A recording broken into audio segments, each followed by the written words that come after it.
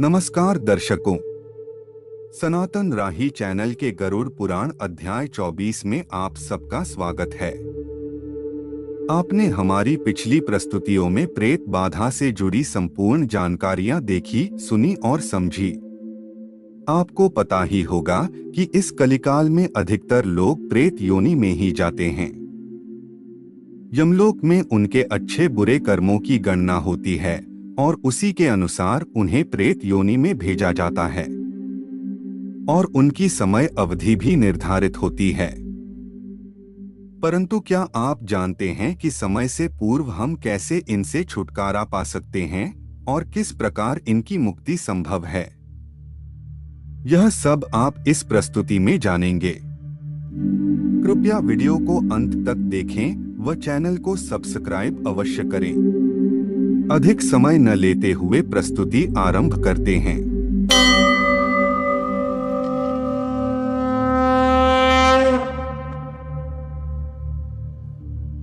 गरुड़ जी ने कहा कि है भगवान, प्रेत किस प्रकार से मुक्त होते हैं, जिनकी मुक्ति होने पर मनुष्यों को प्रेरित पीड़ा पुनः नहीं होती। है देवेश्वर, जिन लक्षणों से युक्त बाधा को आपने प्रेजन्य कहा है, उनकी मुक्ति कब संभव है और क्या किया जाए कि प्राणी को प्रेतत्व की प्राप्ति ना हो सके? प्रेतत्व कितने वर्षों का होता है? चिरकाल से प्रत्यानी को भोग रहा प्राणी उससे किस प्रकार मुक्त हो सकता है? यह सब आप मुझे बतलाने की कृपा करें। है गरुड़, प्रेत जिस प्रकार प्रेत योनि से मुक्त होते हैं उसे मैं बतला रहा हूं। जब मनुष्य यह जान ले कि प्रेत मुझको कष्ट दे रहा है, प्रेतग्रस्त प्राणी को बड़े ही अद्भुत स्वप्न दिखाई देते हैं। जब तीर्थ स्थान की बुद्धि होती है, चित्त धर्म प्रायण हो जाता है और धार्मिक कार्यों को करने की मनुष्य की प्रवृत्ति होती है, तब प्रेत बाधा उपस्थित होती है एवं उन पुण्य कार्यों को नष्ट करने के लिए चित्त भंग कर देती है। कल्याणकारी कार्यों में पग पग पर बहुत से विघ्न आते हैं। प्रेत बार बार अकल्याणकारी मार्ग में प्रवृत्त होने के लिए प्रेरणा देते हैं।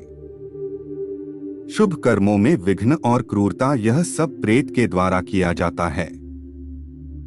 जब व्यक्ति समस्त विघ्नों को विधिवत दूर करके मुक्ति प्राप्त करने के लिए कुछ उपाय करता है, तो उसका वह कर्म हितकारी होता है और उसके प्रभाव से प्रेतों से निवारण हो जाता है। पक्षीराज, दान देना अत्यंत आवश्यक है। दान देने से प्रेत मुक्त हो जाता है। जिसके उद्देश्य से दान दिया जाता है उसको तथा स्वयं को वह दान तृप्त करता है। हिताक्ष, यह सत्य है कि जो दान देता है वही उसका उपभोग करता है। दानदाता दान से अपना कल्याण करता है और ऐसा करने से प्रेत को भी चिरकाल तक तृप्ति मिलती है। तृप्त हुए प्रेत सदैव अपने बंधु बांधवों का कल्याण चाहते हैं। यदि कोई बाहर से आया दुष्ट प्रेत उसके वंश को पीड़ित करता है, तो तृप्त हुए उस मनुष्य के पूर्व प्रेत यानी पितर उन्हें रोक देते हैं। उसके बाद समय आने पर अपने पुत्र से प्राप्त हुए पिंडाधिक दान के फल से वे मुक्त हो जाते हैं। पक्षीराज, यथोचित दानादि के फल से तृप्त प्रेत बंधु बांधवों को धन्य धान से समृद्धि प्रदान करते हैं।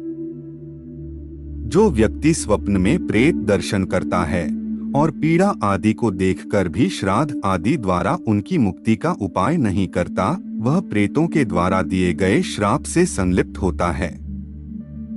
ऐसा व्यक्ति जन्म जन्मांतर तक निसंतान, पशुहीन, दरिद्र, रोगी, जीविका के साधन से रहित और निम्नकुल में उत्पन्न होता है।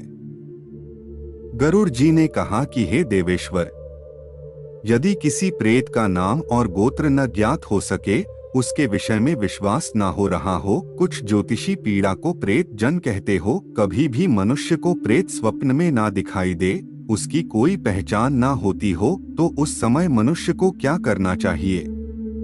उस उपाय को मुझे बताएं।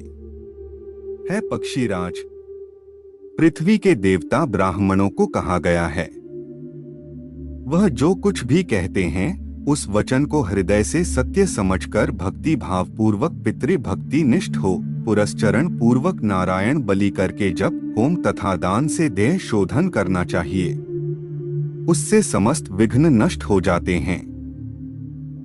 यदि वह प्राणी भूत प्रेत पिशाच अथवा अन्य किसी से पीड़ित होता है तो उसको अपने पितरों के लिए नारायण बलि करनी चाहिए।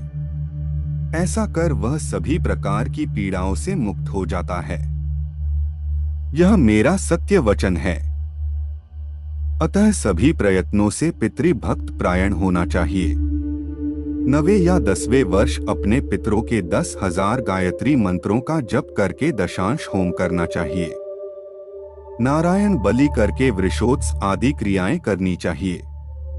ऐसा करने से मनुष्य सभी प्रकार के उपद्रवों से रहित हो जाता है, समस्त सुखों का उपभोग करता है तथा उत्तम लोक को प्राप्त होता है। इस संसार में माता पिता के समान श्रेष्ठ अन्य कोई देवता नहीं है। अतः सदैव अपने माता पिता की पूजा करनी चाहिए। आपके हित के बारे में सोचने वाले पिता प्रत्यक्ष देवता है। जो अन्य देवता है वे सभी शरीरधारी नहीं हैं। पितृमातृ सम लोके नास्त्यन्य दैवतम परम तस्मात् सर्वप्रयन्नेन पूज्येत पितरौ सदा इतानामुपदेष्टा ही प्रत्यक्षं दैवतम पिता अन्य या देवता लोके न देह प्रभवी हिता है। प्राणियों का शरीर ही स्वर्ग एवं मोक्ष का एकमात्र साधन है। ऐसा शरीर जिसके द्वारा प्राप्त हुआ है उनसे पूजनीय और कोई नहीं हो सकता। अथवा माता पिता को ही आपको अपने जीवन में सर्वश्रेष्ठ स्थान प्रदान करना चाहिए। है पक्षीराज, ऐसा विचार करके मनुष्य जो जो दान देता है उसका उपभोग वह स्वयं करता है। ऐसा बहुत से विद्वानों का कथन है। उन्नाम का जो नरक है उससे पिता की रक्षा पुत्र करता है। उसी कारण से इस लोक और परलोक में उसे पुत्र कहा जाता है। पुन्नामर का द्यस्मात् पितरं त्रायते सुतः तस्मात् पुत्र इति प्रोक्त ए चापी परत्र च। है खगराज, किसी के माता पिता की अकाल मृत्यु हो जाए तो उसे व्रत तीर्थ वैवाहिक मांगलिक कार्य आदि नहीं करना चाहिए।